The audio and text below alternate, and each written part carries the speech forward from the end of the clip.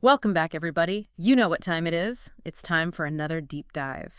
And this time, we're diving into a concept that's all about finding your reason for being. Your reason for being. Yeah, we're talking Ikigai. Oh, I see. It's a Japanese concept that's been getting a lot of buzz lately, and we're going to break it down for you today using excerpts from Ikigai, the Japanese secret to a long and happy life. That's a great book. I know, right? We'll be exploring the core ideas of Ikigai, its connection to longevity and happiness, and most importantly, actionable takeaways that you can apply to your own life. So I'm really excited to dive into this because I think it's something that a lot of people are searching for. Definitely. That sense of purpose of knowing why you're here. Exactly. So first things first, what exactly is Ikigai? It's often translated as a reason for being, but I feel like that's a bit oversimplified. Right. It's way more than just finding a job you love. Okay, so it's more holistic. It is. The book explains Ikigai as this intersection of four things: what you love, what you're good at, what the world needs, and what you can be paid for. Wow, that's a pretty cool way to look at it. And where did the authors even come up with this concept? Did they just, have this epiphany one day? Actually, the book mentions that the authors met on a rainy night in Tokyo. Oh, really? Like in a dark alleyway or something? Uh-huh. No, it's more like a cozy little bar, I think. Hmm. But yeah, they were both kind of fascinated by the long lifespans of people in Okinawa, Japan, the land of immortals. Ah, I've heard of that. Isn't that where people live to be like 100 years old? Exactly. So they went to Okinawa to try and understand what these people's secret was, and that's where Ikigai kind of came into play. Fascinating. So did they find a common thread amongst the Okinawans? They noticed that even after retiring, many Okinawans still had a strong sense of Ikigai. They were still active and engaged in their community, like gardening, teaching, or even just spending time with their families. That's amazing. It's like their Ikigai evolved with them as they got older. It wasn't tied to their jobs or careers. Precisely. And there's this really powerful quote from a 102-year-old karate master in the book. He said, "The key to staying sharp in old age is in your fingers. From your fingers to your brain and back again. If you keep your fingers busy, you'll live to see 100. Wow, that's amazing. That's so inspiring. But what about those of us who aren't karate masters? How do we find that kind of purpose and engagement in our everyday lives? Well, that's where the idea of flow comes in. Flow, like going with the flow. Sort of, but it's more about those moments when you're so absorbed in what you're doing that you completely lose track of time. You mean like being in the zone? Exactly. Yeah. Psychologist Mihaly Csikszentmihalyi actually did a lot of research on this flow state, and he found that people experience flow when they're engaged in activities that challenge them in just the right way, using their skills and passions to their fullest. I see. So finding flow is connected to Ikigai. Yes, because the activities that lead us to a flow state are often the ones that align with our sense of purpose. Those activities that really make us feel alive and fulfilled. And that's a big part of Ikigai. So how do we find this flow state more often? Well, the book suggests a few strategies. One is to choose a task that is challenging enough to engage you, but not so difficult that it becomes overwhelming. It's all about finding that sweet spot. Like if you were learning a new language, you wouldn't want to start with a children's book, right? Exactly. But you also wouldn't want to try to read like War and Peace right away. You'd want to start with something that's just challenging enough to keep you motivated and engaged. That makes a lot of sense. What are some other strategies for finding flow? Another important one is to have a clear objective. Oh yeah, knowing what you're aiming for. Yeah. And I think a lot of us get caught up in multitasking, thinking that we can do it all at once. Oh, I'm definitely guilty of that. Well, the book actually talks about this experiment with students where they had to count arrows on a screen. And the students who were used to multitasking actually had a harder time focusing on the specific arrows when there were distractions present. So multitasking is actually counterproductive. It can be, especially when you're trying to get into a flow state.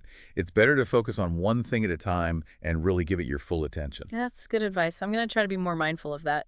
It's interesting how this whole idea of flow seems to be woven into Japanese culture in so many ways.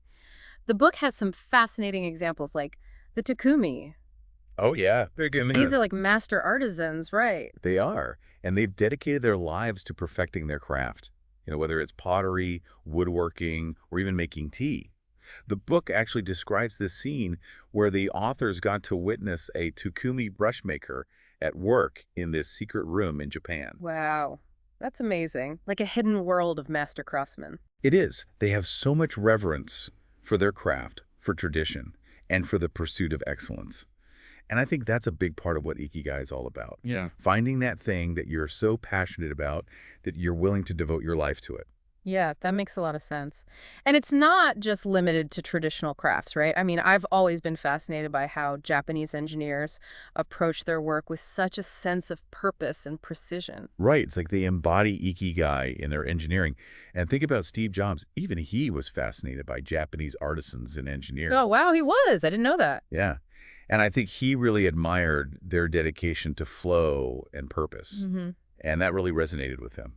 It's amazing how these ideas can transcend cultures and industries. It shows just how universal the desire for purpose and meaning really is. I completely agree. And it's not just work, right? Like the book even talks about otakus, which are like super fans of anime and manga. Oh, yeah. And it talks about how that intense passion can fuel Ikigai, too. So Ikigai can be found in all sorts of places, even in hobbies and passions. It's not just about work or career success. It's about finding joy and fulfillment in whatever you do. That's a great way to put it.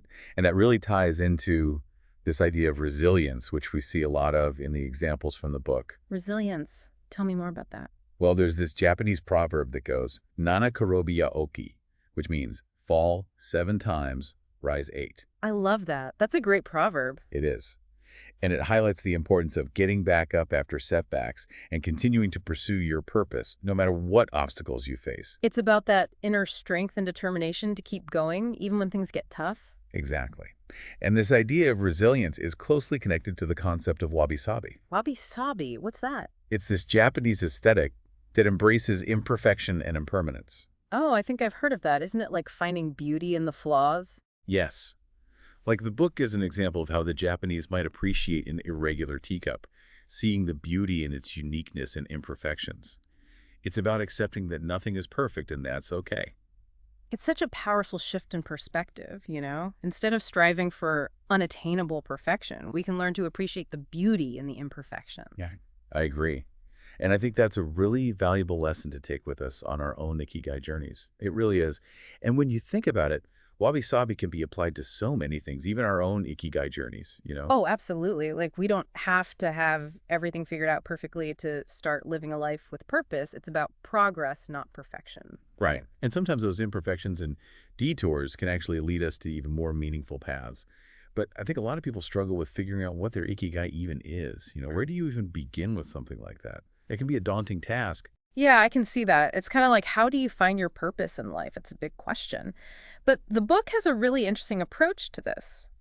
It actually suggests imagining yourself on your deathbed. On your deathbed. Wow. I know, it sounds a bit morbid, right? But it's actually a powerful exercise. I can see how it would be. Like, what would you regret not doing? Exactly. When you're nearing the end of your life, what are the things that will have truly mattered? What experiences will have brought you the most joy and fulfillment? What will you be most proud of? It's like looking back and asking, did I live a life true to myself and my purpose? It really puts things into perspective, doesn't it? It does. And the book shares a couple of case studies that really illustrate this. Oh, I'd love to hear about those. Okay, so there's this one story about a mother who was struggling to cope with the challenges of raising a son who was paralyzed. She was feeling so overwhelmed that she even contemplated suicide. It's really heartbreaking, but also incredibly inspiring. Oh my goodness, that's so sad. But how did the Ikigai thing help her? Well, by imagining herself on her deathbed, she realized that she had done everything in her power to care for her son and create a good life for him. I see. She was able to shift her perspective. Exactly. She went from feeling like a failure to recognizing her own strength and dedication. And in that recognition, did she find her Ikigai? She did. Her Ikigai became about providing the best possible care for her son and advocating for his needs. That's beautiful. What about the other case study? The other one is about a doctor who was completely consumed by grief after his wife died.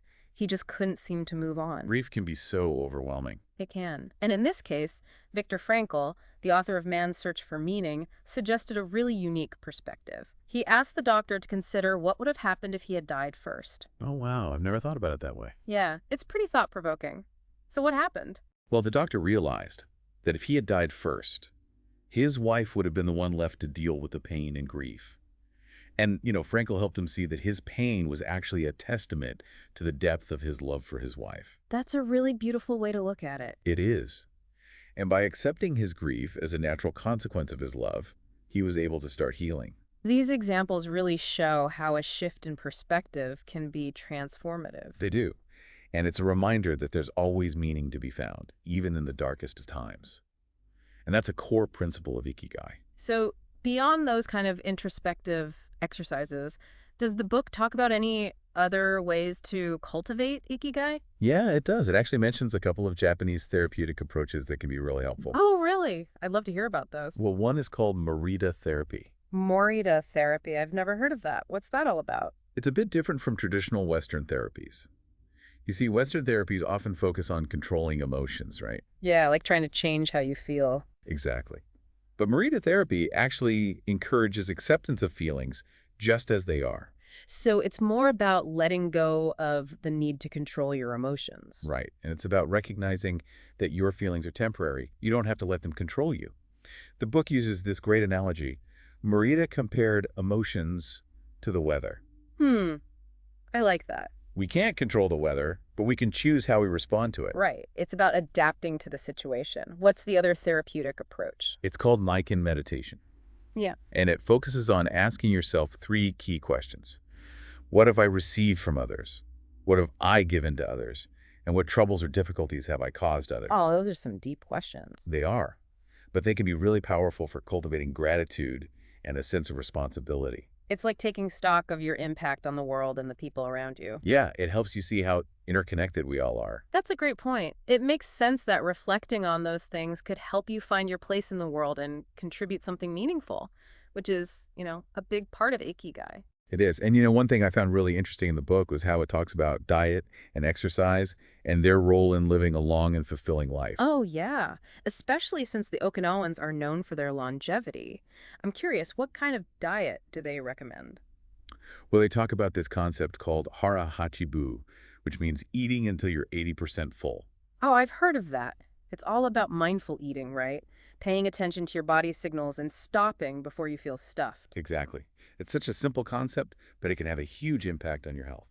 And what about the types of food? Are there any specific things they recommend? They highlight the importance of a diverse diet with lots of fruits, vegetables, and whole grains, which isn't really surprising. Right. That's pretty standard healthy eating advice. It is, but they also specifically call out a few foods that are really common in the Okinawan diet.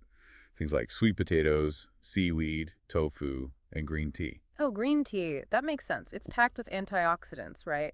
It is. And the book actually goes into detail about all the different types of green tea and their unique health benefits. I'm definitely a green tea lover. I'll have to check that out. Now, what about exercise? Does the book recommend hitting the gym every day? Not necessarily. They actually focus on gentler activities that you can incorporate into your daily life. Things like walking, gardening, and traditional practices like yoga, qigong, and tai chi. That makes a lot of sense. It's about moving your body in a way that feels good and sustainable. Right. And it's accessible to people of all ages and fitness levels, which is really important. Totally.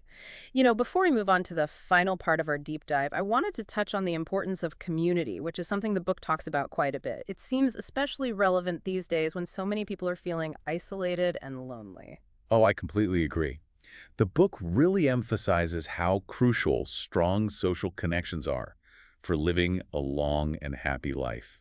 Yeah, I mean, we're social creatures by nature. We need that sense of belonging and support. And the book actually uses the moai, these traditional Okinawan social support groups, as an example of this. Can you tell us a bit more about those? Sure. A moai is like a group of people, often from the same village or neighborhood, who commit to supporting each other throughout their lives.